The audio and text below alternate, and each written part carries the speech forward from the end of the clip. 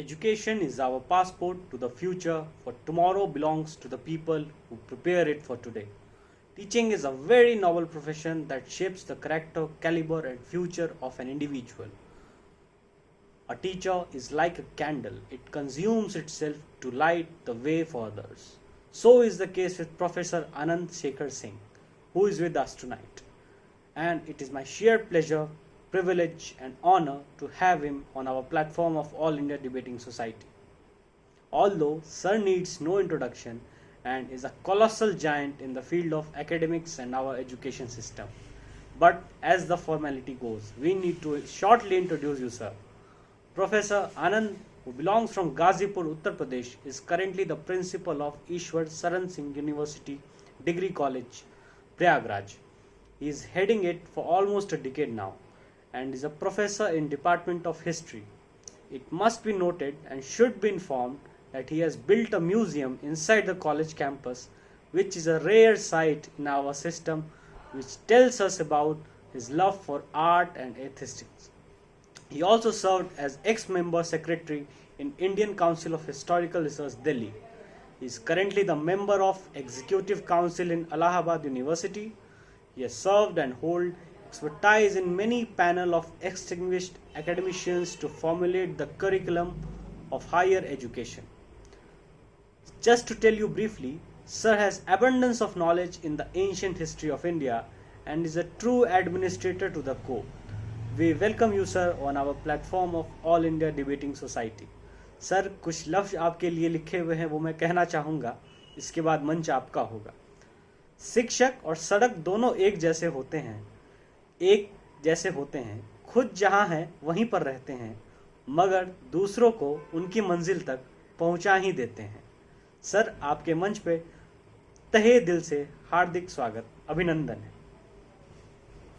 ठीक है, एक बार पुनः मैं ऑल इंडिया डिबेटिंग सोसाइटी के इस मंच को, उस भाव को, उस कर्तव्य बोध को, जिसने अकादमिक जगत में एक शोध छात्रों को और नौजवानों को लेकर के इस प्रकार का प्लेटफॉर्म, इस प्रकार की चेतना जगाने की कोशिश की कि जो विमर्श है वह कभी खत्म नहीं होना चाहिए, क्योंकि विमर्श ही शोध को जन्म देता है और यह अनवरत चलना चाहिए, क्योंकि सबसे बड़ा एकेडमिक एक्सरसाइज ये है। और इस ऑल इंडिया डिबेटिंग सोसाइटी के हमारे सभी सम्मानित सदस्य जगन्नाथ जी, रोशन ठाकुर जी, शिवेंद्र कुमार, सुदर्शन और अन्य इनके मित्रगणों को, सबको मैं पुनः एक बार साधुवाद देता हूं और उन सभी के प्रति आभार प्रकट करता हूं और ये उम्मीद करता हूं या अपेक्षा करता हूं कि आप अपने इस अलख को जगाए रखेंगे और इस यज्ञ को अनवरत जारी रखेंगे, जिसमें सब लोग अपनी अपनी बौद्धिक संविधा के साथ आएंगे और अपनी एक आहुति देंगे। और मेरी शुभाशंसा भी है कि इस प्रकार के एकेडमिक विमर्श को आप आगे बढ़ाते रहें। ये लॉकडाउन खत्म भी हो जाए तो भी ये प्लेटफॉर्म चले, डिबेटिंग सोसाइटी अपना काम करती रहेगी, उसके और जो भी अकादमिक क्षेत्र होंगे, गतिविधियों के, एक्टिविटीज के, वो चलेंगे, लेकिन इस प्रकार के सीरीज भी लेक्चर्स के होते रहें, अच्छा लगेगा। आज मैं बातचीत करूंगा fundamentals of Indian education. Bharat के शिक्षा की मूल संचेतना क्या थी, मूल चिंतना क्या थी, मूल संकल्पना क्या थी, what was the fundamentals of Indian education system या Indian education, what was the main philosophy of Indian education, और जिस दर्शन पर भारत की शिक्षा खड़ी थी उसके बरक्स आज की हमारी शिक्षा कहाँ है। एक बड़ा जिसको कहते हैं कि एक मनोरंजक विमर्श है यह। बार बार ऐसा नहीं कि मैं कोई पहला व्यक्ति हूं जो इस विषय पर बात करने के लिए आया हूं, ये बात हमेशा से डिस्कोर्स में रही है और बहुत बड़े बड़े एजुकेशनिस्ट, हिस्टोरियंस, फिलोसोफर्स सभी ने इस दिशा में बहुत काम किया है। मुझे यह भी कोई मुगालता नहीं है कि मैं जो कुछ आज आपके सामने साझा करूंगा वह कोई नई बात कहने जा रहा हूं। हाँ, कोशिश ये जरूर करूंगा कि कुछ नए तरीके से आपके सामने रखा जाए, उन पुरानी कड़ियों को एक करके एक मालिका बना करके कैसे प्रस्तुत किया जाए और फिर से यह एक विमर्श नए स्वरूप में सामने आ सके और यह परंपरा आगे बढ़े। इस समय यह इस नाते भी और प्रासंगिक है। शिक्षा पर बात करना हमेशा से प्रासंगिक रहा है। कभी भी शिक्षा का ढांचा क्या है, शिक्षा का ढांचा क्या होना चाहिए, वो हमेशा से, जब से शिक्षा की चेतना प्रारंभ हुई और जब तक मानव जीवन रहेगा और मानव जीवन के साथ शिक्षा रहेगी, तब तक यह विमर्श चलेगा। लेकिन आज इस नाते भी बहुत जरूरी है कि आप सभी जानते हैं कि अ, नई शिक्षा नीति का एक ड्राफ्ट सरकार के पास है।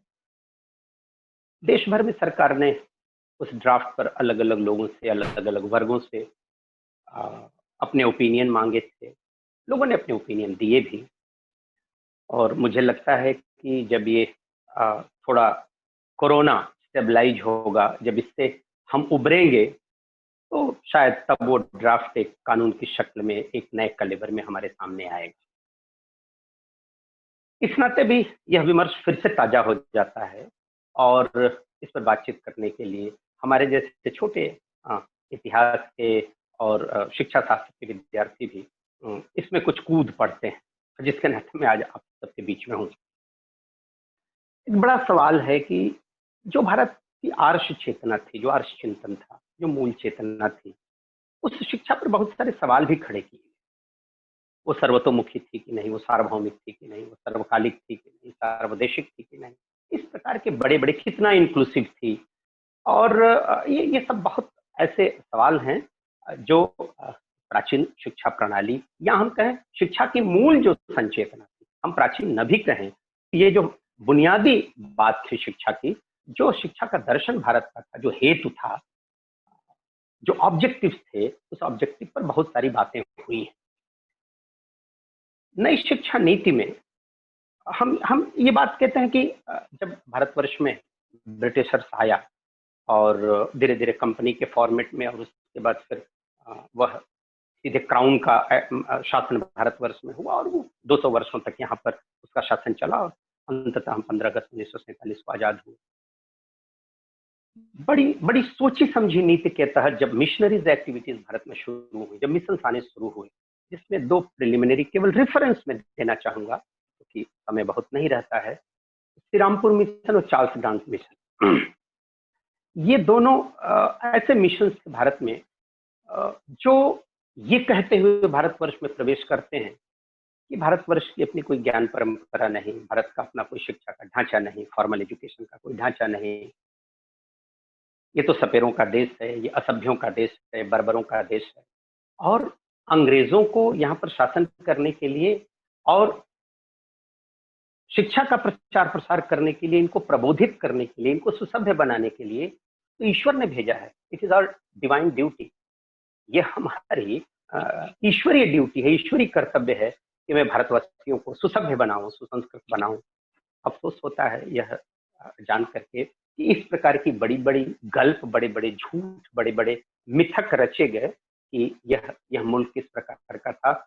और आप जानते हैं कि 34 का जब मैकाले का ड्राफ्ट आता है तो वो तो बड़ी गर्वोक्ति, और वो इतनी गर्वोक्ति के साथ बात करता है कि भाई ये जो मैं शिक्षा भारतवर्ष में देने जा रहा हूँ, हाँ, वो भारतवर्ष को सभ्य बनाएगा, सुशिक्षित करेगा। और कहता क्या है कि भाई हमारे यहाँ यूरोप की तो किसी पिछड़े जगह की, किसी एक लाइब्रेरी के, किसी एक आलमीरा के, किसी एक सेल्फ में जितना ज्ञान है उतना भी भारत के समूल ज्ञान परंपरा में नहीं है। जबकि पूरे वेस्ट के पास क्या था, अगर ये मैं बात करूंगा तो बहुत लंबी बात होगी। 16वीं शताब्दी तक वेस्ट कहाँ खड़ा था, यूरोप कहाँ खड़ा था, यूरोप का अपना भूगोल तक सुनिश्चित नहीं था, और वो इस प्रकार की बात करता। खैर, वो ये भी जानता था कि वो गर्भवोक्ति कर रहा है, लेकिन उसका हेतु क्या था? एक ऐसे समाज की, एक ऐसे वर्ग की रचना करना अपने शिक्षा के माध्यम से जो भारतवर्ष में अंग्रेजों के शासन को दीर्घजीवी बना सके। इसीलिए वो फिल्ट्रेशन थियरी की बात कर रहा है और कहता है कि सबको शिक्षित करने की क्या जरूरत है, एक सतह को, एक लेयर को, एक वर्ग को, एक कैटेगरी को शिक्षित कर दिया जाए और शिक्षा तो क्षण के अपने आप नीचे तक आ जाएगी और ये सर्वतोमुखी हो जाएगी। ये जो शिक्षा का जो मेन कैरेक्टर इंक्लूसिवनेस था, ये उसकी अवधारणा थी और मैकाले इस प्रकार की शिक्षा। और दूसरी तरफ ब्रिटेन के हाउस ऑफ लॉर्ड्स में भाषण करता है तो कहता है कि भाई मैं तो भारत में जो शिक्षा देने जा रहा हूँ वो भारतवर्ष में क्लर्क से ज्यादा कभी पैदा नहीं करेगा, और इतने ही नहीं बल्कि भारतवर्ष में लंबे समय तक जब तक इस शिक्षा का प्रभाव रहेगा वहां मूर्ख पूजक भी पैदा नहीं होंगे। वहां पर इस तरह की वो बात करता है और अपने ड्राफ्ट में वो भारत को शिक्षित करने का बीड़ा उठाता है। और जो मिशनरीज थे मुख्य रूप से इनके दो काम रहे, एक सेवा और दूसरा शिक्षा। सेवा के माध्यम से क्रिश्चियनिटी को बढ़ाना, ईसाइयत को बढ़ाना, बहुत बाकी इसमें बात कहना चाहता हूं, और शिक्षा के माध्यम से अंग्रेजी भाषा, नूतन ज्ञान विज्ञान के नाम पर अंग्रेजी भाषा का प्रचार, यूरोपीय संस्कृत का प्रचार, यूरोपीय सभ्यता का प्रचार, अपने ज्ञान विज्ञान की बात करना और उसके माध्यम से अंग्रेजी भाषा का प्रचार। क्योंकि भाषा की महत्ता को यूरोपीय समझता था कि भाषा कितना महत्वपूर्ण है। भाषा ही एकमात्र केवल विचार और भाव का संवाहक नहीं है, बल्कि हम कहते हैं कि भाषा सभ्यता का संवाहक है, संस्कृति का संवाहक है। हर भाषा का अपना संस्कार है, हर भाषा की अपनी संस्कृति है। जब हम हिंदी में होते हैं तो उस भाषा का अपना संस्कार है, जब हम अंग्रेजी में होते हैं तो उस भाषा का अपना संस्कार है, और स्पष्ट हमको दिखाई देता है कि वो संस्कार कैसे भाषा लेकर के ढो रही है, भाषा कैसे उसका वहन कर रही है, कैसे आगे ले जा रही है। आज नई शिक्षा नीति के ड्राफ्ट में लिबरल एजुकेशन की बात है, और ये लिबरल एजुकेशन में बहुत अदब के साथ कहूं, ये भारत की उसी बुनियादी शिक्षा परंपरा से, उसी मूल शिक्षा परंपरा से, मूल उद्भावना से, जो भारतीय शिक्षा का आधार था, जो बेसिस था, वहां से लिबरल एजुकेशन लिया गया था। क्योंकि जो भारत की मूल चेतना थी शिक्षा की, जो प्रारंभिक शिक्षा की भारत की व्यवस्था थी, उसमें कोई रेजिमेंटेशन नहीं था, कोई कंपार्टमेंटलाइजेशन नहीं था उसके सिलेबस में। आज की तरह सैंडविच सिलेबस नहीं था कि अंडर ग्रेजुएट का बच्चा 3 सब्जेक्ट पढ़ेगा, फाइनल ईयर में जाएगा तो एक सब्जेक्ट छोड़ देगा, पोस्ट ग्रेजुएशन में जाएगा तो एक सब्जेक्ट पढ़ लेगा और सारी विशेषज्ञता हासिल कर लेगा और कहेगा भाई हम तो बहुत। और इसके साथ साथ अलग अलग विश्वविद्यालयों के पाठ्यक्रम के अंतर्गत अपने अपने सब्जेक्ट कॉम्बिनेशन। जैसे हमारे यहाँ लिटरेचर हम नहीं पढ़ सकते, हमारे यहाँ हम दोनों हिस्ट्री साथ नहीं पढ़ सकते। ये जो कंपार्टमेंटलाइजेशन था, जिसमें शिक्षा के बिल्कुल संकुचन, उसके मूल भाव को ही खत्म किया। और एक इस पर अब कॉमर्स का बच्चा अगर भारतीय संस्कृत, भारतीय इतिहास जानना चाहे तो उसको ये छूट नहीं है। सीबीसीएस मॉडल ने यद्यपि इस बात को इधर तोड़ने की कोशिश किया, लेकिन फिर भी जिसको लिबरल एजुकेशन ड्राफ्ट में कहा गया है, वह लिबरल एजुकेशन, वह शिक्षा में जो उदारता का भाव था, वह कितना भारतीय शिक्षा के बुनियादी चिंतन में धंसा हुआ था और कितना खूबसूरत इसकी संरचना थी, इसको आप देखेंगे तो मुझे लगता है बहुत ज्यादा स्पष्ट होगा। भारतीय शिक्षा परंपरा के बारे में कहा जाता है कि भारत की शिक्षा का आधार धर्म था। जैसे ही धर्म हम कहते हैं तो जैसे लगता है कि कहीं कहीं कहीं पर बिल्कुल करंट लगता है।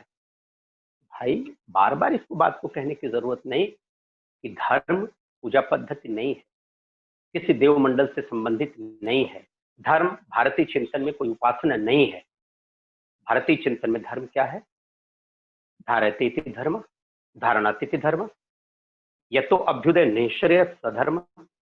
हम धर्म को समझे, जो बात क्या करता है कि जो हम धारण करते हैं, जो हमारा जीवन है, जो जीवन जीने की कला है, जो जीवन जीने की शैली है, जो स्कीम ऑफ लाइफ है, जो प्लानिंग ऑफ लाइफ है, वह हमारे लिए जो श्रेष्ठ कर्म है, वह हमारे लिए धर्म है। और वैदिक वांग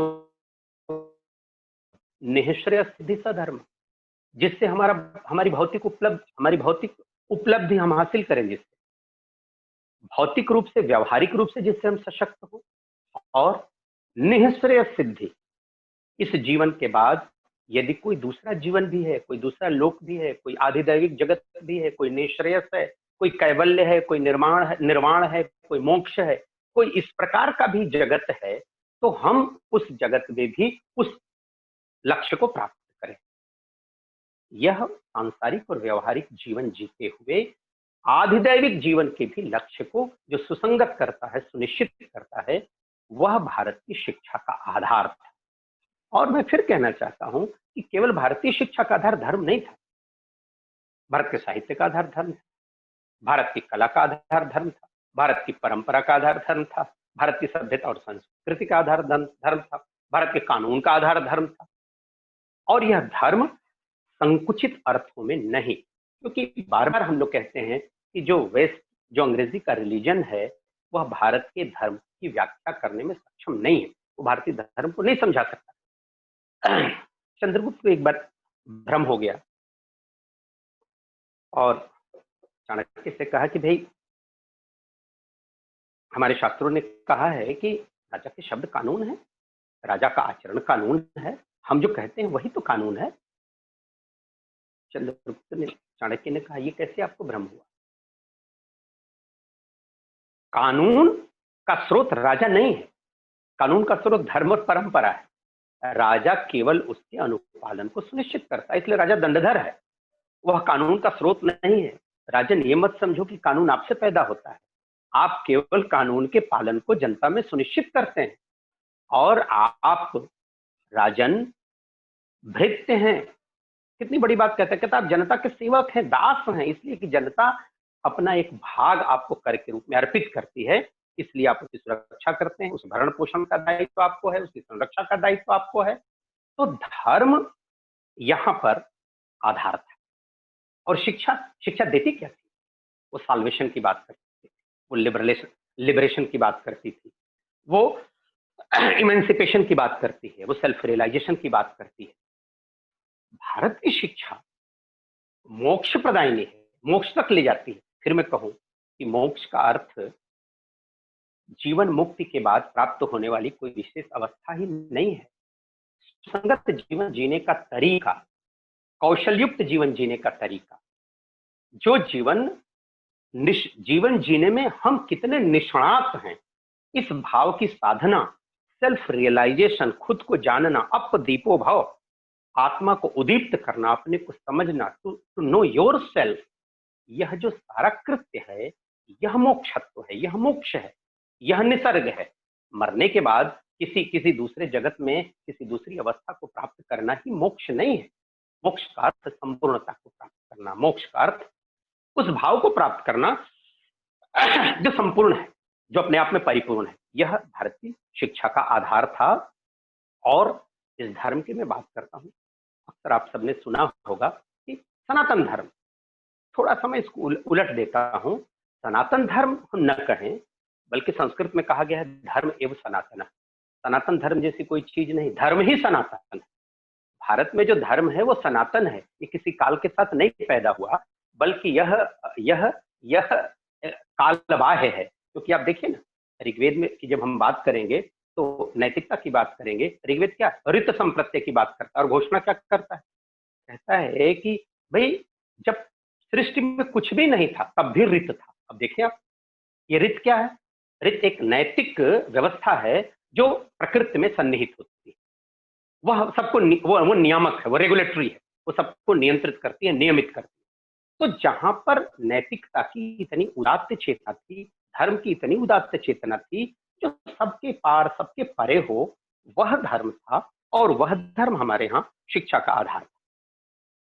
एक छोटा सा आपको मैं ऋग्वेद का एक स्थल बताना चाहता हूं, इसमें कितनी अच्छी बात कही गई कि शिक्षा है क्या। शिक्षा वह, मैं इसका ट्रांसलेशन हिंदी में कर रहा हूं कि शिक्षा वह है जो व्यक्ति में बोधत्व के भाव को अंकुरित, बोध, और उसके स्व को निखारता है, और इस स्वत्व से व्यक्ति की मेधा प्रस्फुटित होती है। देखें, जो हम लोग सुमेधा कहते हैं, सुमेधा का मतलब क्या है? सुंदर मेधा क्या? मेधा तो मेधा है, लेकिन हमारे यहाँ जो सुमेधा, वो कैसे कह रहा है कि स्वत्व से व्यक्ति की मेधा प्रस्फुटित होती है, और दिव्य गुणों से, गुण कैसा हो तो दिव्य, दिव्य गुणों से युक्त बुद्धि को वेदों में मेधा कहा। ये जो दिव्यता है, ये क्या है? दिव्यता का अर्थ क्या है? दिव्य का अर्थ उत्कृष्ट, प्रकर्ष, श्रेष्ठ, उन्नततम जो व्यवस्था था, जो ज्ञान था, वो दिव्यता थी। और उससे युक्त हमारी मेधा को होना चाहिए, यह उसका आधार है। और इतना ही नहीं, फिर सा विद्या या विमुक्त है, वह विद्या जो मोक्ष का मार्ग प्रशस्त करे, जो अंधकार को समाप्त करे, जो अज्ञानता को खत्म करे, जो कर्म बंधन को खत्म करे। अब देखें, जैसे ही हम कहते हैं कि विद्या कर्म बंधन को खत्म करती है, समाप्त करती है, तो एक एक ये बड़ा भारी भारतीय शिक्षा पर ये कि प्रश्न उठाया कि विद्या तो कर्म को ही खत्म कर देती है। विद्या कर्म बंधन की बात, विद्या भारतीय जो शिक्षा की संचेतना थी उसमें कर्म बंधन से मुक्ति की बात थी। कर्म बंधन क्या है? कर्म में बंधन क्या है? कर्म में बंधन कर्म फल की प्रत्याशा है। हमें फल की इच्छा नहीं करना, यही तो बात गीता में श्री कृष्ण कहते हैं कि आप कर्म फल से मुक्त हो जाओ। कर्म से मुक्त होना नहीं, मैं बहुत चुनौती के साथ एक बात करना चाहता हूं कि कोई भी भारतीय चिंतन, भारतीय दर्शन निवृत्ति मार्गी नहीं है। वो संसार छोड़ने की बात नहीं करता है, वो प्रवृत्ति मार्गी है। वो कर्म की बात करता है, कर्म यहाँ पर प्रधान है। हाँ, वो भाग्यवाद की भी बात करता है, पुनर्जन्म की भी बात करता है, लेकिन कर्म में फल की आशा को खत्म करने की बात करता है। इसीलिए गीता में श्री कृष्ण ने कहा कि अर्जुन, मैं कर्म में परिणाम को केवल खत्म करने की बात कर रहा हूं। ये सोच के युद्ध तुम्हें नहीं लड़ना है कि तुम हारोगे कि जीतोगे। आज तुम्हारा छात्र कर्म है कि तुम युद्ध करना है, इसलिए क्योंकि तुम्हें धर्म की प्रतिस्थापना करनी, और धर्म भी उसी कर्म भाव को प्रतिस्थापित करता है। तो कर्म बंधन से विद्या मुक्ति करती है। यानी अगर सच में हम भारतीय शिक्षा की उस संचेतना को प्राप्त कर लेंगे तो हम कर्म में करेंगे, लेकिन कर्म के परिणाम की आशा नहीं करेंगे, उसकी अपेक्षा नहीं करेंगे। यह भारतीय शिक्षा का आधार था। भारतीय शिक्षा का जो बुनियादी चिंतन था उसमें ये सब बातें कैसे समाहित थी। दूसरी बात, दो प्रकार के विद्या की बात हमारे यहाँ धर्म ग्रंथों में है, एक परा और एक अपरा। परा जो आध्यात्मिक चिंतन है और अपरा जो सांसारिक है। कोई भी शिक्षा, कोई भी व्यवस्था, कोई भी चिंतन सांसारिक चिंतन के साथ साथ हमारे यहाँ जब तक आध्यात्मिक नहीं हो, परिपूर्ण नहीं है। फिर मैं कहूं कि आध्यात्मिक होना किसी धर्म या किसी पंथ या किसी सेक्ट या किसी उपासना पद्धति से जुड़ना नहीं, ये मानवता के रक्षण की सबसे बड़ी छतरी है। अध्यात्म का तो अर्थ ही होता है अधिआत्म, अपनी आत्मा को जानो, अपनी आत्मा के नजदीक हो, अपने को पहचानो। और अपने को पहचानना क्या है? जब तक आप अपने को नहीं पहचानेंगे, भारतीय चिंतन की उस परंपरा को आप नहीं समझेंगे जो व्यक्ति से समष्टि तक आपको ले जाती, जो व्यक्ति से, जो इंडिविजुअल से, जो प्लूरलिटी की तरफ आपको ले जाती है, बहुलता की ओर ले जाती है। व्यक्ति का समाहार इस सृष्टि में है, इस ब्रह्मांड में है, इस संपूर्णता में है, इस बहुलता में है। और जब तक इस भाव को व्यक्ति नहीं समझता तब तक वो इंडिविजुअल एंटिटी रहता है। और इसी भाव ने, शिक्षा के इसी आदर्श भाव ने कृणवंतो विश्वमार्यम के सूत्र को पैदा किया। दुनिया में क्यों नहीं ऐसा हुआ? दुनिया में क्यों नहीं कोई चेतना आई कि चलो दुनिया को श्रेष्ठ बनाते हैं? ये भारत ने क्यों सोचा कि चलो दुनिया को आर्य में करते हैं? वसुधैव कुटुंबकम, पूरी धरती, पूरी दुनिया के लोग, सारी धरती, सारी वसुधा हमारा परिवार है। या दुनिया में चिंतन क्यों नहीं मुखरित? आनो भद्रा कर्तव्य जंतु विश्वता, इतना खुलापन, इतना ओपननेस, इतना भरते, अच्छी हवा, अच्छी ज्ञान की जो हवा है उसको आने के लिए अपनी खिड़कियों को खुला रख। यहाँ तो दुनिया में जितने विचार हैं अपनी अपनी खिड़कियों को बंद करते हैं। आयरन कर्टेनिंग का भाव है, वो तो जब तक वो कर्टेन नहीं लगाएंगे तब तक उस विचार का अनुप्रयोग ही नहीं होता। यहाँ तो नेति नेति मुंडे मुंडे मतिर भिन्ना। तो यह जो व्यष्टि से समष्टि का भाव है वही विभिन्नता में एकता को स्थापित करता है। यह भारतीय शिक्षा का आदर्श था और भारतीय शिक्षा का यह स्तंभ था। इस पर भारतीय शिक्षा खड़ी थी, जो इसकी मौलिक चेतना थी। इसी परापरा विद्या को ईशावास्योपनिषद में विद्या और अविद्या कहा गया। ऋग्वेद के दशम मंडल, बहुत ही खूबसूरत एक मंत्र जिसकी मैं जरूर चर्चा करना चाहता हूं कि शिक्षा को करना क्या है। आप कसौटी पर कसते जाइए कि आज की शिक्षा क्या सच में ये सब कर रही है? हे प्राणी, ऋषि कहता है, मंत्रदृष्टा ऋषि कहता है कि हे प्राणी, तू ईश्वर के निर्देशों को समझने में अपने को सक्षम बनाओ, ज्ञान को आत्मसात करो, दिव्य गुणों को प्राप्त करो और पंच जनों का भरण पोषण करने के लिए अपने को सक्षम बनाओ। यदु, द्रह्यु, उर्वश, पुरु, ये सब पंचजनों की श्रेणी। आर्य, ये सब ऋग्वेद में पंचजन है। पंचजन मतलब सामान्य लोग, लोक, सामान्य जनता, जनरल पीपल।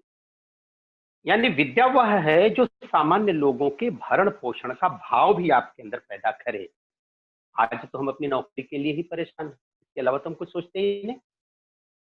हम समाज का भरण पोषण करें, अगर ये भाव होता तो कॉर्पोरेट सोशल रिस्पॉन्सिबिलिटी के लिए बड़ी बड़ी दुनिया में कक्षाएं चलाई जा रही हैं कि भाई तुम इतना पैसा कमा लिए हो, तुम्हारी कुछ सोशल रिस्पॉन्सिबिलिटी भी है, कुछ सोशल कंसर्न भी है।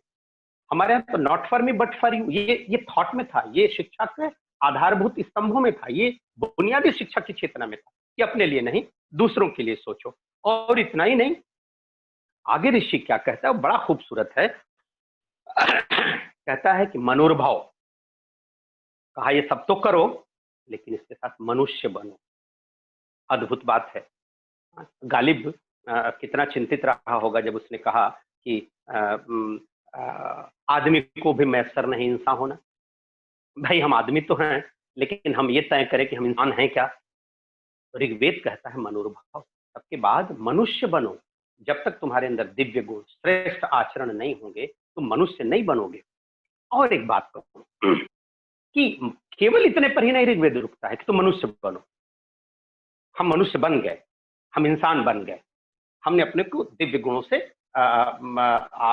विभूषित कर लिया और हम श्रेष्ठता को प्राप्त कर गए, तो क्या हमारी भूमिका खत्म हो गई?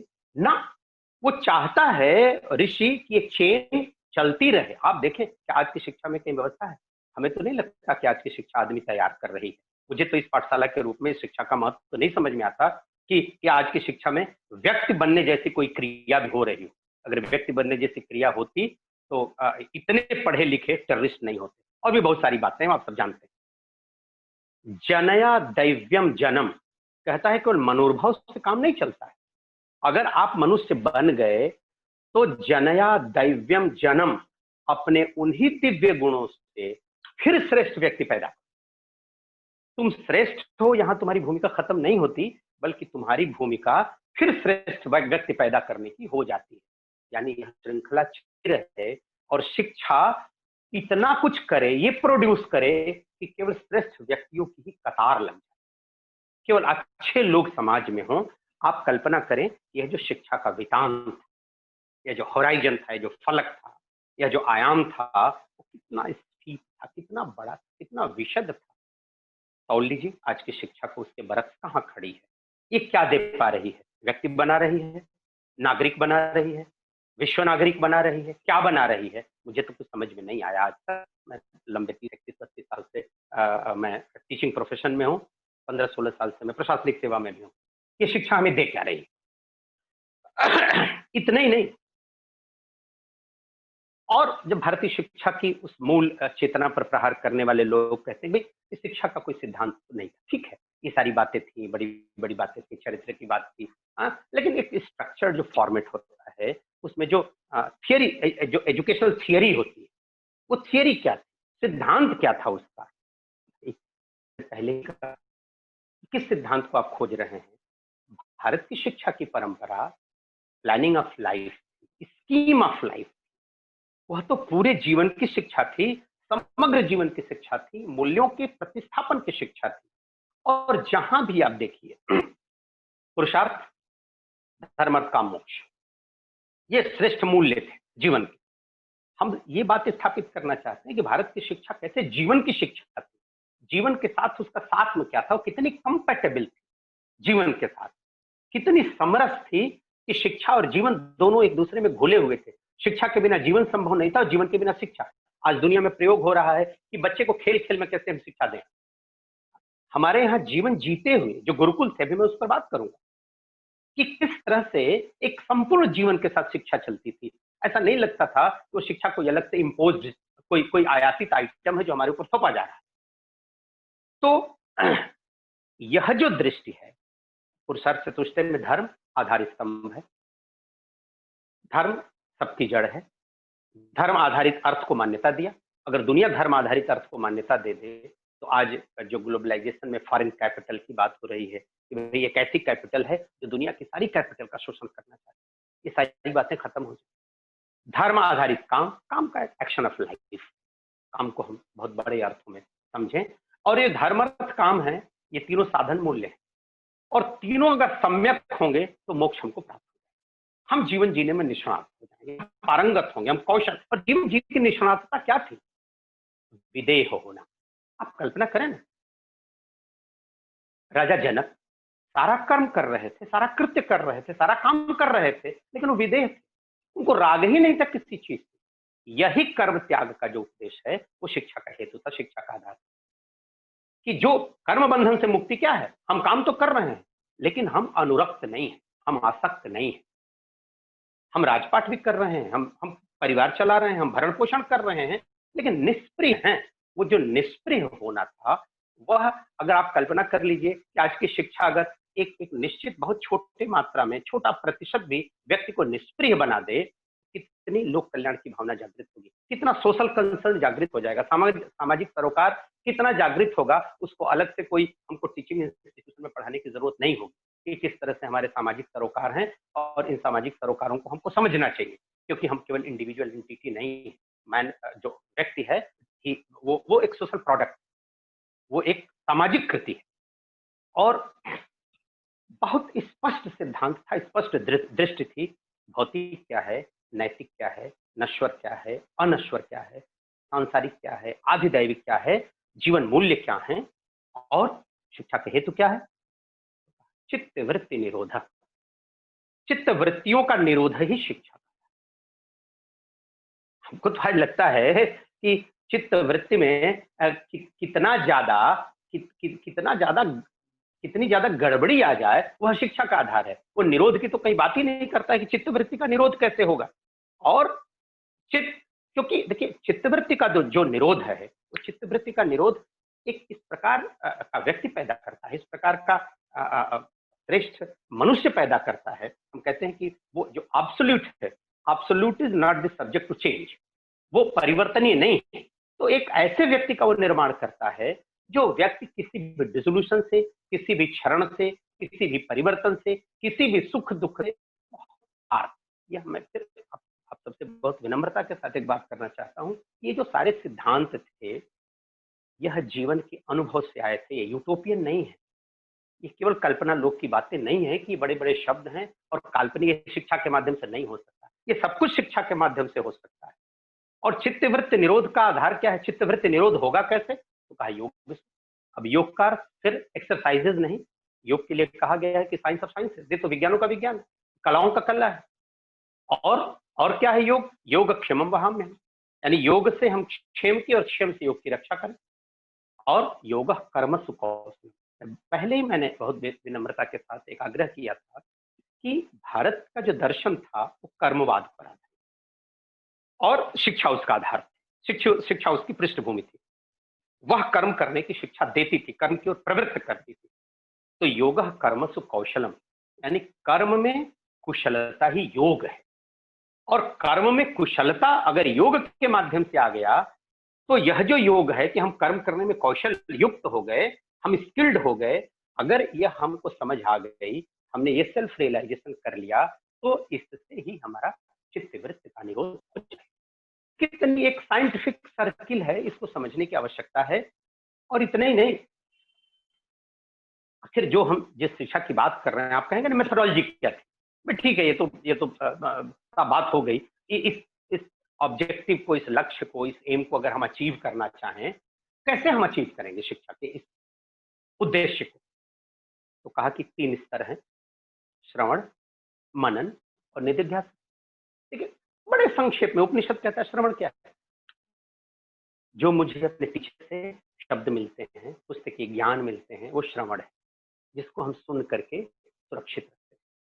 भारतवर्ष में श्रुति परंपरा बड़ी लंबी थी, लंबे समय का ज्ञान, हजारों वर्षों का ज्ञान सुन करके, मेमोराइज करके, कंठस्थ करके व्यक्ति सुरक्षित रखता था, और फिर वो दूसरी पीढ़ी को ट्रांसफर करता था। क्योंकि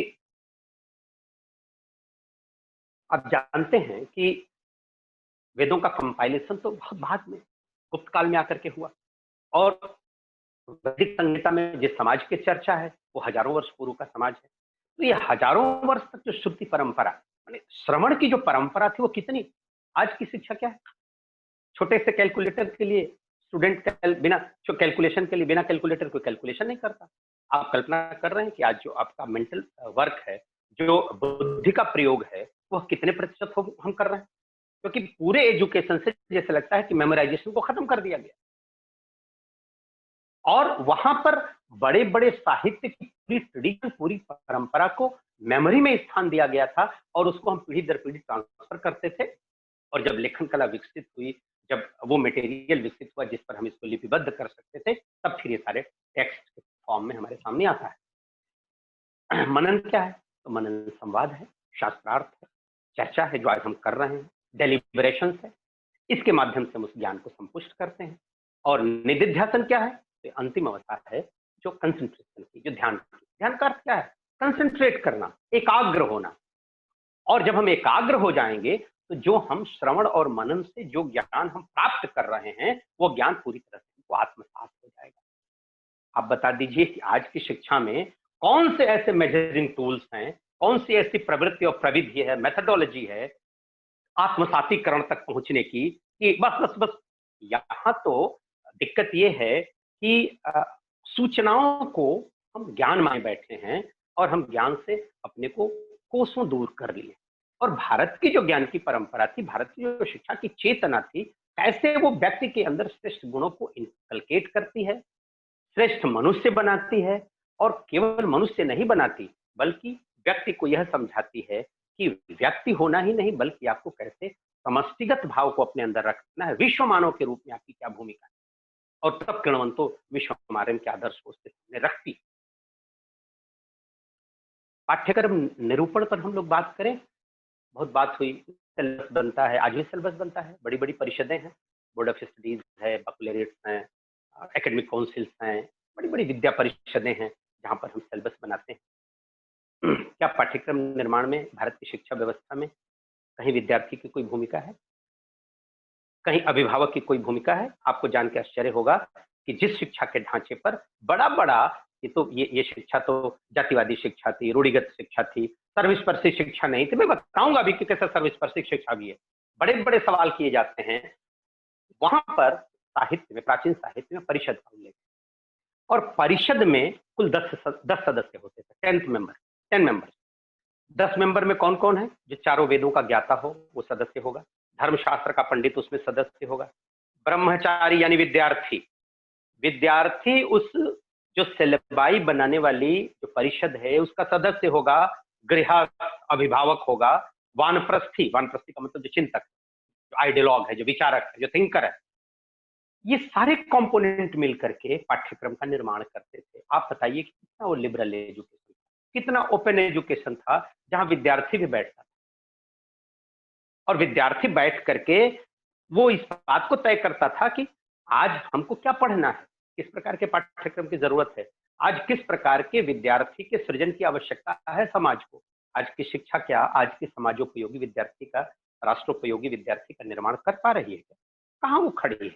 हमें तो नहीं समझ में आता कि कहीं वो समाज की जरूरत के हिसाब से, राष्ट्र की जरूरत के हिसाब से, प्रोफेशन की जरूरत के हिसाब से ही मैं बात करूं तो भारत के बड़े बड़े इंडस्ट्रियलिस्ट ये बार बार कह चुके हैं। टाटा का बड़ा फेमस बयान है कि साहब जो ये बड़ी बड़ी MNITs और जो इंजीनियरिंग कॉलेज से बच्चे निकल रहे हैं वो हमारी इंडस्ट्री और हमारे कारपोरेट के लिए 5% काम के हैं। कौन सा एजुकेशन हम इम्पार्ट कर रहे हैं? किस शिक्षा को हम आगे बढ़ा रहे हैं कि अपनी जरूरत को पूरी करने लायक हम विद्यार्थी का सृजन भी नहीं कर पा रहे हैं और इस शिक्षा को 70-75 वर्षों से हम धो रहे हैं और आगे ले चल रहे हैं। गुरुकुलों पर बात होती है तो क्या चाहते हैं आप? गुरुकुल बना दें। गुरुकुल बनाने की बात मैं नहीं कर रहा, मैं तो एक प्रयोग की बात कर रहा हूं। देखिए, बच्चा जब परिवार से अलग होता है तो उसे कुल का बोध हो, वो ये समझे कि हम फिर दूसरे परिवार में आए, इसीलिए उपनयन होता था। उपनयन, नजदीक आना, उप का अर्थ ही होता है समीप आना। ये गुरु अपने समीप ले आता था।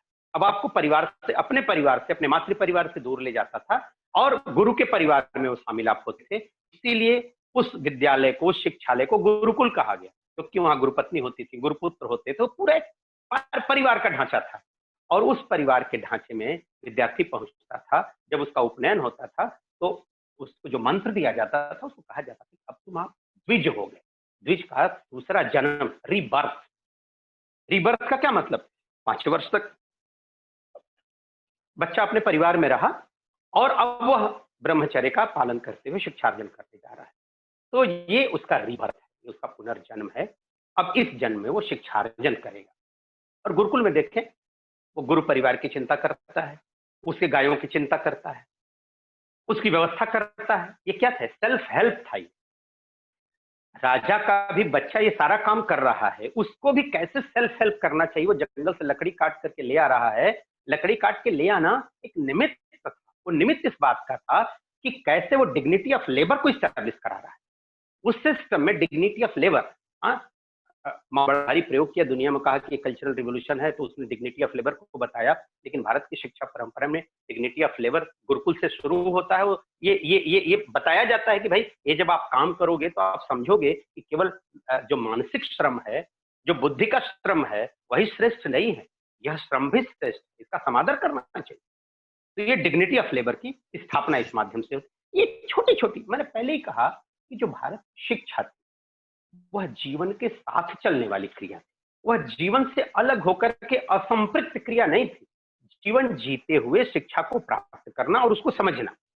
और देखिए, जो पंचकोशी विधा की बात आती है, कितना डिटेल अध्ययन कराया जाता था। केवल 5 बिंदुओं में समग्र डेवलपमेंट को अधिसूचित और अभिसूचित करने का प्रयास किया गया। कहा कि क्या? अन्नमय कोश है।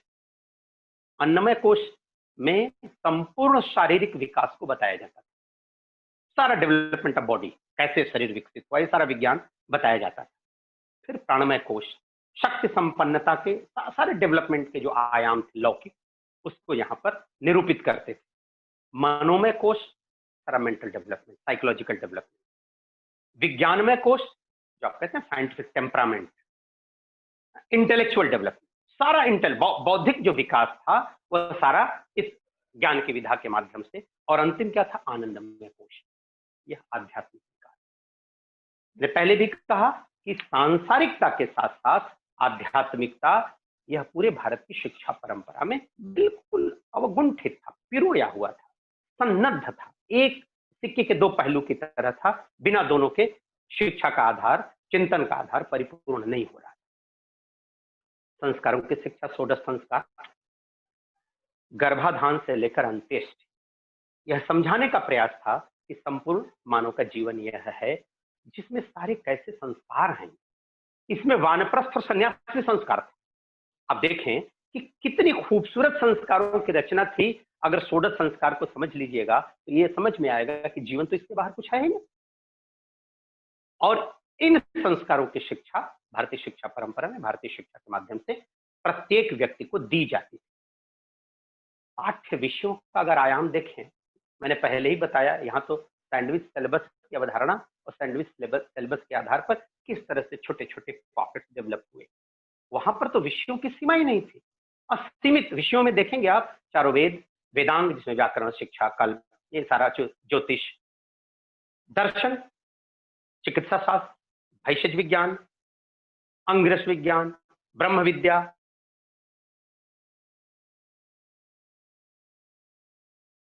खगोल, औद्योगिक, मिलिट्री साइंस जिसको आप कहते हैं, सारा का सारा, माने कितना डाइवर्स था कि प्रत्येक विद्यार्थी को इन प्रत्येक क्षेत्रों का ज्ञान अवश्य प्राप्त होना चाहिए।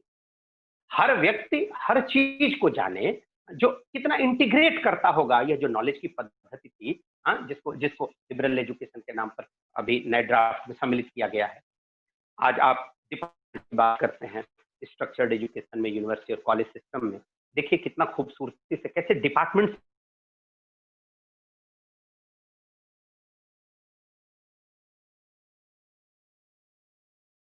करते थे। जैसे अग्निस्थान, अग्निस्थान पर क्या होगा? संपूर्ण कर्मकांड की शिक्षा दी जाएगी। ब्रह्मस्थान, यहाँ क्या होगा? आत्मविद्या आपको बताई जाएगी। विष्णु स्थान क्या करेगा? पूरा सृष्टि विज्ञान आपको पढ़ाया जाएगा। बहुत खूबसूरत था। महेंद्र स्थान, मिलिट्री साइंस, सैनिक शिक्षा आपको यहाँ पर दी जाएगी। विवस्वत स्थान, ज्योतिष और नक्षत्र विद्या यहाँ पढ़ाई जाएगी। सोम स्थान, यहाँ पर औद्भिद विज्ञान की पढ़ाई आपको होगी। गरुड़ विज्ञान, यहाँ सारा ट्रांसपोर्टेशन, रूट, सब कुछ बताया जाएगा। कार्तिकेय स्थान, यहाँ व्यूह रचना कैसे होती है उसके बारे में बातचीत की जाएगी। विश्वकर्मा स्थान, विश्वकर्मा आप जानते हैं शिल्प का देवता है, तो शिल्प और वास्तु का ज्ञान, स्थापत्य का ज्ञान जहां पर दिया जाएगा उसको विश्वकर्मा स्थान कहते हैं। इंद्र स्थान, जहां सारी अर्थनीति और राजनीति की शिक्षा होगी। कितना डाइवर्स था, कितना ये व्यापक था। धन्वंतरि स्थान, यहाँ पर आयुष विज्ञान की पढ़ाई होगी। अंगिरस, संपूर्ण कला, गीत, संगीत, इसको फाइन आर्ट्स से लेकर मैंने कला का जितना भी क्षेत्र हो सकता है, यहाँ तो 64 कलाओं की बात है। और 64 कलाओं में आप देखें ना, वात्स्यायन जो जिसने कामसूत्र लिखा उसमें सभी प्रकार की कलाओं की बात, उसमें काम को एक कला के रूप में वो स्वीकार करता है। वो चित्रकला की बात करता है, कहता है उपभेदा प्रमाणानि भाव लावणी योजनम सादृश्यम वर्णिका भंगम चित्रम खड्गम। कितनी वो, आप 64 कलाओं का जब क्षेत्र देखेंगे, उसका जो वितान देखेंगे, तो आपको लगेगा कि इसमें तो दुनिया का कोई ऐसा ज्ञान है ही नहीं जो 64 कलाओं से बाहर है। और कला के रूप में इन 64 कलाओं की शिक्षा आपको दी जाती थी। और आज तो हम यूनिवर्सिटी स्ट्रक्चर में केवल असिस्टेंट प्रोफेसर, एसोसिएट प्रोफेसर और प्रोफेसर की बात करते हैं। खत्म हो गया हमारा। वहां पर आचार्यों के इतने प्रभेद थे, बहुत मैं माइन्यूट न भी जाऊं तो भी मैं कुछ नाम गिनाऊं। आचार्य, मैं यहाँ बहुत स्पष्ट नहीं करना चाहता हूँ, बहुत लंबी बात होगी, समय भी खत्म होने को है। आचार्य, उपाध्याय, प्रवक्ता, अध्यापक, श्रोत्री, गुरु, ऋत्विक, चरक, ये सब अलग अलग कैटेगरीज थी टीचर। और सबके स्पेशलाइजेशन थे, सबके अपने मतलब थे कि हम श्रोत्री किसको कहेंगे, चरक किसको कहेंगे, हम ऋत्विज किसको कहेंगे, हम गुरु किसको कहेंगे। ये सारा का सारा जो अध्यापकों की श्रेणी थी, वो उनका जो वर्गीकरण था वो यहाँ पर। नारी शिक्षा की बात जरूर हम इस बात को स्वीकार करते हैं कि परवर्ती कालखंड में यह बाधित हुई, लेकिन प्रारंभिक कालखंड में नारी का उपनयन भी होता था, नारी का समावर्तन भी होता था। उपनयन का अर्थ ही था शिक्षा में आपको आवृत्त करना, शिक्षा की ओर ले आना। और वेद और वैदिक संहिता, जब मैं वैदिक संहिता की बात करूं तो वेद, उपनिषद, आरण्यक, उसके ब्राह्मण, उसके अनुक्रमणी, उसके शास्त्र, उसके प्रातिशास्त्र, लंबी परंपरा, उसके धर्मसूत्र, उसके कल्प सूत्र, ये जितने भी साहित्य की बड़ी परंपरा है, दीर्घ परंपरा है, वो सब वैदिक है। तो हजारों नारी ऋषियों की चर्चा, ऋषि मीन्स कि जो विदुषी नारियां थी, जिसमें लोपामुद्रा से लेकर काक्षीवती तक, और दो कैटेगरीज, ब्रह्मवादिनी और सद्योवधू। जहां तक नारी शिक्षा का प्रश्न है, प्रारंभिक जो भारत की शिक्षा थी उसमें सद्योवधू वह थी जो पुरुष विद्यार्थी की तरह जीवन के एक हिस्से में ब्रह्मचारी रहती थी और शिक्षार्जन करने के बाद वह गृहस्थाश्रम में चली जाती। लेकिन जो ब्रह्मवादिनी थी वो आजीवन ब्रह्मचारी रह करके वह कौमारी व्रत का पालन करते हुए केवल जीवन भर शिक्षार्जन करती थी। व्रत लेती थी, मैं जीवन भर शिक्षा ग्रहण करूंगी और इस शिक्षा से समाज का कल्याण करूंगी। और को एजुकेशन एक नहीं, अनगिनत इसकी चर्चा है को एजुकेशन की। अत्रेय के साथ, लवकुश के साथ अत्रेय पढ़ी, न जाने कितनी।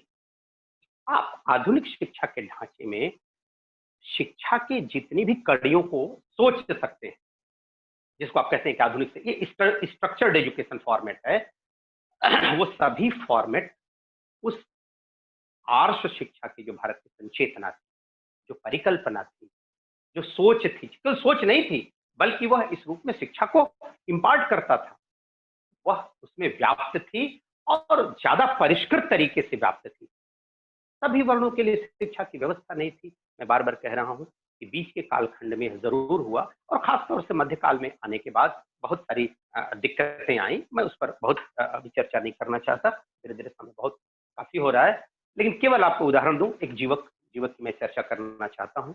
यह निम्न वर्ण का व्यक्ति था और पाटलिपुत्र से तक्षशिला जाकर के कौमारभृत्य शाखा में आयुर्वेद की वो स्पेशलाइजेशन करता है और लौट के जब पाटलिपुत्र फिर वापस आता है तो बिंबिसार के दरबार में हाजिर होता है। बिंबिसार इसकी ख्याति से परिचित हो चुके होते हैं और कहते हैं मैं आपको राज्य वैद्य नियुक्त कर सकता हूं।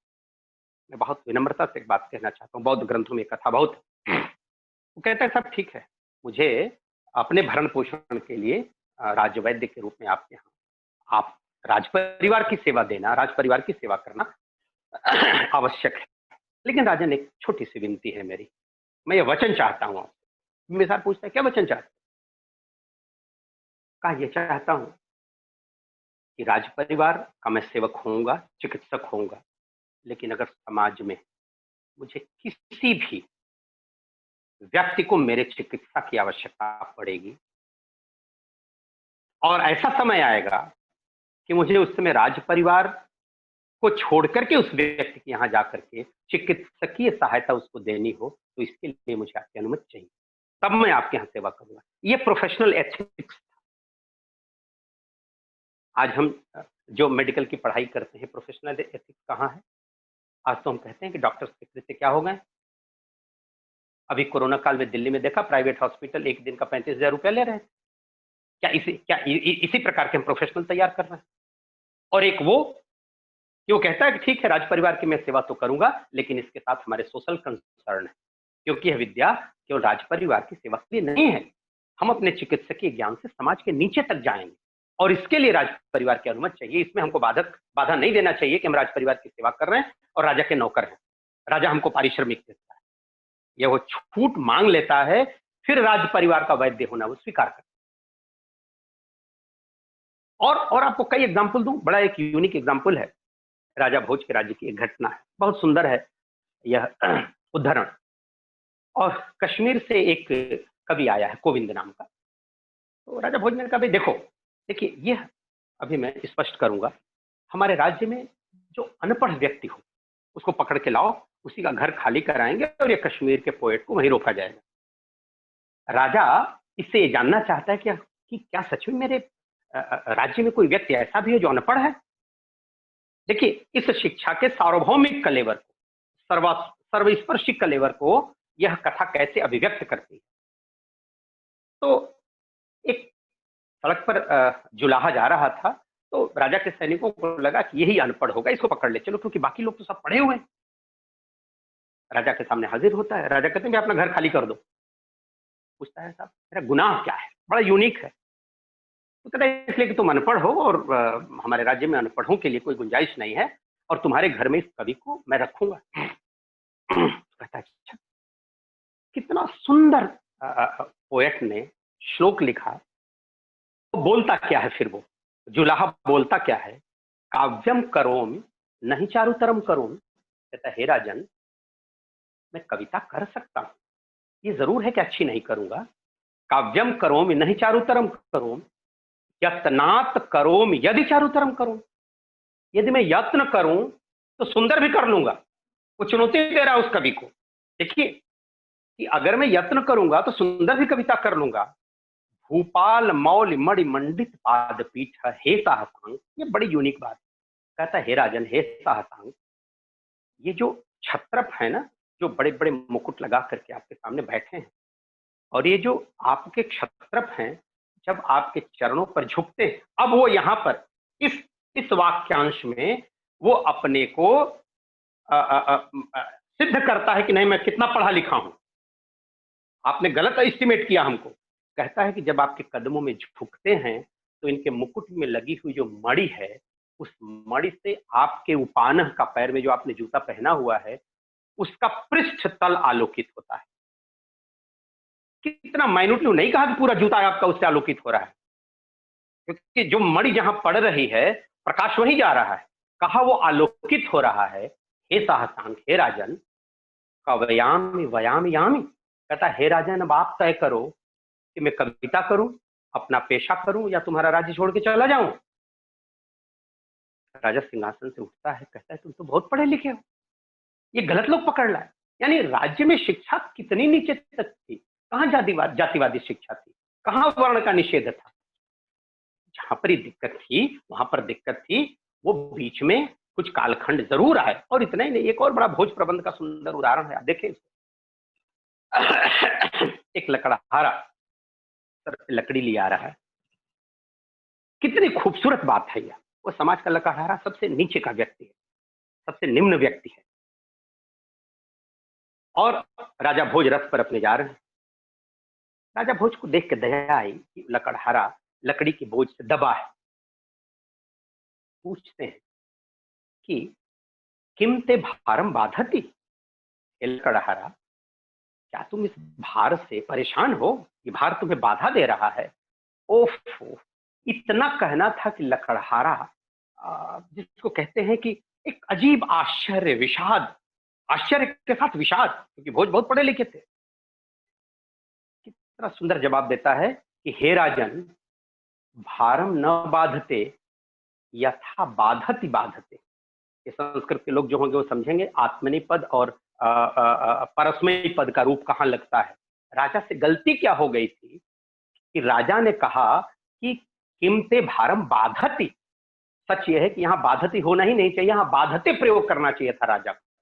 तो लकड़हारा जवाब क्या दे रहा है? हे राजन, ये लकड़ी नहीं मुझे बाधित कर रही है, मुझे कष्ट नहीं दे रही है, लेकिन आपके मुंह से बाधते शब्द की जगह जो बाधत निकल गया उसने मुझे बहुत पीड़ा दी। शिक्षा कहां तक आ गई थी? शिक्षा कैसे सर्वस्पर्शी थी, कैसे सर्वतोमुखी थी, कैसे सर्वांग थी, कैसे सार्वभौमिक थी, कैसे ऑलराउंड डेवलपमेंट की भी बात कर रही है। जितना कुछ आपको पाठ्यक्रम, मेथोडोलॉजी, सब पर मैंने बात किया। आज की शिक्षा कहां खड़ी? आज शिक्षा के इंक्लूसिवनेस की हम बात, रोज इंक्लूसिव एजुकेशन की बात करते हैं। कितना इंक्लूजन है इस शिक्षा में? हमको तो लगता है कि शिक्षा एक्सक्लूजन देती है, इंक्लूजन। लेकिन यह इस बात की प्रतिस्थापना कर रहा है कि समाज में सामान्य व्यक्ति थी, कितने पढ़े लिखे थे, कितने संवेदनशील थे, और बौद्धिक स्तर पर उनका कितना प्रबोधन था। समावर्तन के समय जब शिक्षा पूरी करता था विद्यार्थी, तो उसको सूर्य के समक्ष जो प्रार्थना कराई जाती थी, जो संकल्प दिलाया जाता था, वो क्या था? सत्यम वद, सत्य बोलो, धर्मम चर, धर्म का आचरण करो। आज भी कन्वोकेशंस में ये प्रेयर होती है। स्वाध्यायन मना प्रमद, स्वाध्याय पर प्रमाद मत करो। यहां तो थोड़ा पढ़ लेता है व्यक्ति, कितना प्रमादी हो जाता है। एष धर्म, एष आदेश, एष अनुशासन, यही आदेश है, यही अनुशासन है। देखिए, हम सिर्फ इस बात को कहना चाह रहे हैं कि कितनी पवित्रता के साथ, कितना सांगोपांगता के साथ संपूर्ण जीवन को शिक्षा में लपेट दिया गया। जीवन का कोई भी क्रियाकलाप, कोई भी एक्शन शिक्षा से बाहर नहीं था। यह आपको नहीं लगता था कि आपको एक शिक्षा दी जा रही है, लेकिन आप प्रतिपल प्रशिक्षित किए जाते थे। प्रतिपल आप शिक्षा के नजदीक थे, आपको शिक्षा, संस्कार आपको हर पल दिया जा रहा था। दूसरा, शिक्षा के अगर केंद्रों की बात करें, मैं चाहूंगा जल्दी से इसको खत्म करूं क्योंकि बहुत विशाल वो है। कितने केंद्र थे पूरे भारतवर्ष में? कोई क्षेत्र बचा नहीं था जहां शिक्षा के केंद्र नहीं थे। मैं यह बताना चाह रहा हूं कि प्राचीन जो शिक्षा थी वह कितनी व्यापक थी, कितना फैलाव बड़ा था। आश्रमों के रूप में देखें तो वशिष्ठ आश्रम अवध प्रांत में बना था, विश्वामित्र का आश्रम मगध में था, कपिल मुनि उत्कल में, ऋषि वामदेव नर्मदा पर, ऋषि भारद्वाज प्रयाग में यहीं पर, फिर ऋषि अगस्त दंडकारण्य में, महर्षि संदीपनी उज्जैन में। आप चारों ओर देखिए, महर्षि वेदव्यास हिमालय पर, महर्षि सौनक नैमिषारण्य वहीं 10,000 लोग इकट्ठा हुए थे। और हमेशा इस प्रकार के बड़े शास्त्रार्थ होते थे जहां पर देश भर के विद्वान बुलाए जाते थे, और शास्त्रार्थ के बाद निर्धारित किया जाता था कि आगे जीवन का एक्शन क्या होगा, आगे तैयारी क्या होगी। इतने बड़े शास्त्र, इतना बड़ा डिबेट और डेलिब्रेशन की परंपरा जिस मुल्क में थी, वहां के ज्ञान परंपरा पर, वहां की शिक्षा की संचेतना अधिचेतना पर कोई प्रश्न ही नहीं है कि कोई सवाल इस पर खड़ा हो। महर्षि कण्व मालिनी नदी पर, ये सारे शिक्षा के बड़े केंद्र थे। और अगर आप स्ट्रक्चर्ड यूनिवर्सिटी की बात करें, सैकड़ों यूनिवर्सिटी, एक नहीं, तक्षशिला, विक्रमशिला, नालंदा, वल्लभी, काशी, उदंतपुरी, कांची, कश्मीर, उदयगिरी, पूर्णियागिरी, विक्रमपुर, विश्वविद्यालयों की लंबी फहरिस्त, लंबी सूची। मैं स्ट्रक्चर्ड एजुकेशन पर नहीं बात करूंगा, केवल एक लाइन अगर नालंदा के बारे में बताऊं, आपको कल्पना होगा कि जहां 10,015 विद्यार्थी पढ़ते थे, 10,000 विद्यार्थी पढ़ता था और 1,015 शिक्षक, एक विद्यार्थी पर 9-10 का एवरेज, जो स्टैंडर्ड एजुकेशन का एवरेज है, वो उस समय 500 श्रेष्ठियों ने करोड़ों स्वर्ण मुद्राओं को इकट्ठा करके इस विश्वविद्यालय का निर्माण कराया। कैसे आजकल कहते हैं कि वो पीपीपी मॉडल है। वो सारा का सारा मॉडल देखिएगा, इंडिविजुअल की रिस्पॉन्सिबिलिटी कैसे है, समाज कैसे उसमें योगदान कर रहा है और राज्य कैसे योगदान कर रहा है। तो कुमार गुप्त ने 200 गांवों का अनुदान उस विश्वविद्यालय को दे दिया था। नालंदा का सारा मेंटेनेंस, सारी सैलरी, सारा हॉस्टल, जो भी खर्चा है वो इन 200 गांवों के रेवेन्यू से दिया जाएगा। तो कैसे स्टेट की भूमिका मध्यकाल में 500 वर्षों में राज्य की भूमिका तिरोहित हो गई। शिक्षा की जो प्राचीन अवधारणा थी उसमें व्यक्ति था, समाज था और राज्य था। लेकिन मध्यकाल में राज्य ने अपना हाथ खींचा, कहा शिक्षा राज्य का दायित्व नहीं, शिक्षा इंडिविजुअल का दायित्व है।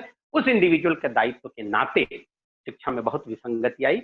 और जब मैं बताऊं, मैकाले अपना ड्राफ्ट लेकर के आया, उस समय एडम्स की रिपोर्ट पढ़िए, एडम्स की रिपोर्ट पब्लिश है, जिसको कहता था कि भारतवर्ष में तो कोई शिक्षा थे ही नहीं, हम आ गए हैं और यूरोपीय आ गए हैं जिसके नाते भारत को शिक्षित करना है। तो एडम्स कहता है, मैक्स मुलर, तमाम लोगों ने इस पर बहुत काम किया है। एडम्स ने उस समय मद्रास और कलकत्ता प्रेसिडेंसी पर उसकी रिपोर्ट है कि दोनों प्रेसिडेंसी में एक जगह 1.5 लाख और एक जगह 2.5 लाख स्कूल काम कर रहे थे, वो भी तब जबकि 500 वर्ष के मध्यकाल में इन स्कूलों की संख्या बहुत घट गई थी।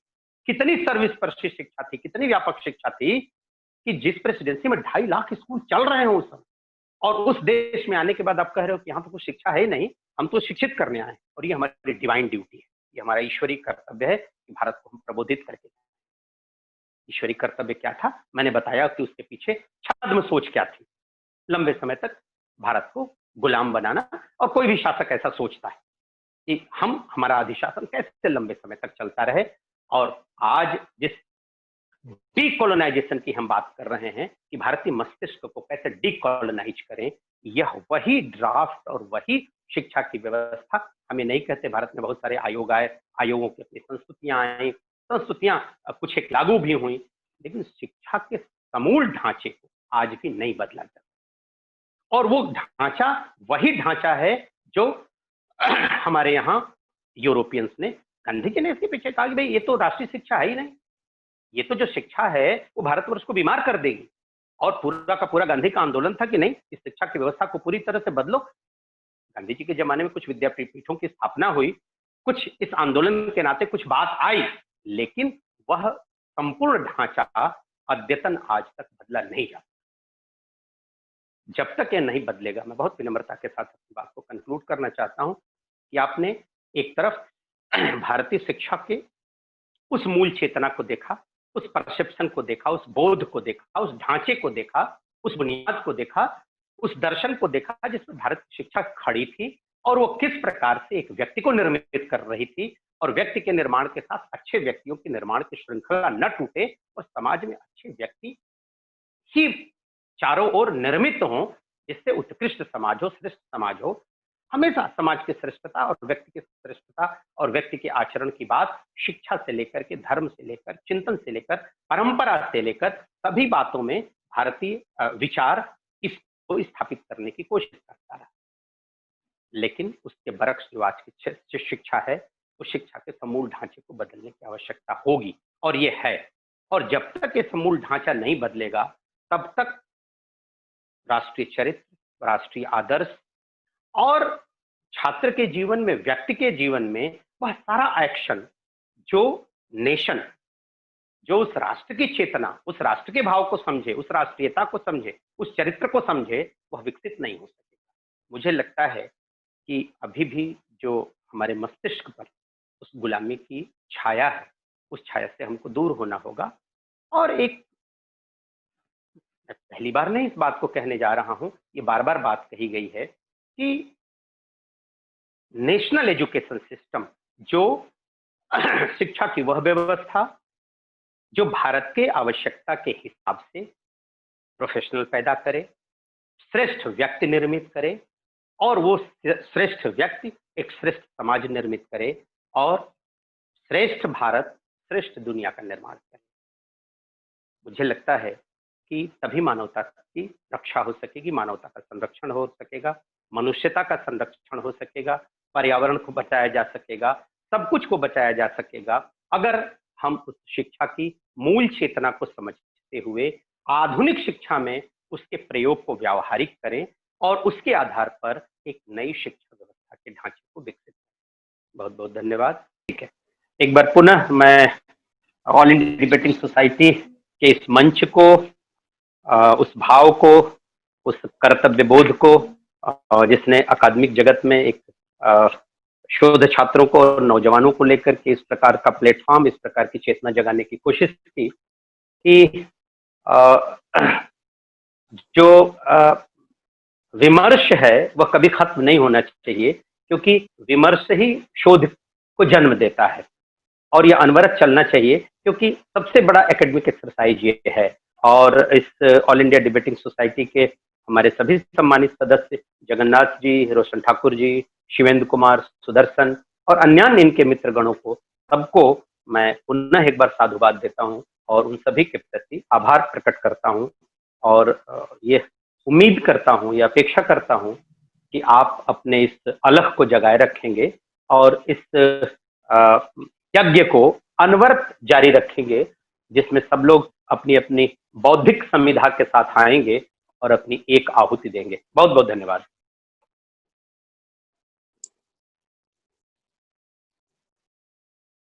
आपका बहुत बहुत धन्यवाद कि आपने अपना बहुमूल्य समय ऑल इंडिया डिबेटिंग सोसाइटी के लिए निकाला और आप जिस विषय पे आज वार्ता कर रहे थे, भारतीय शिक्षा की मूल संकल्पना और आधुनिक शिक्षा, मैं सुन रहा था आपने जिस प्रकार से, जितना कॉम्प्रिहेंसिव तरीके में और इतने अच्छे उदाहरणों के साथ इस विषय को समझाया।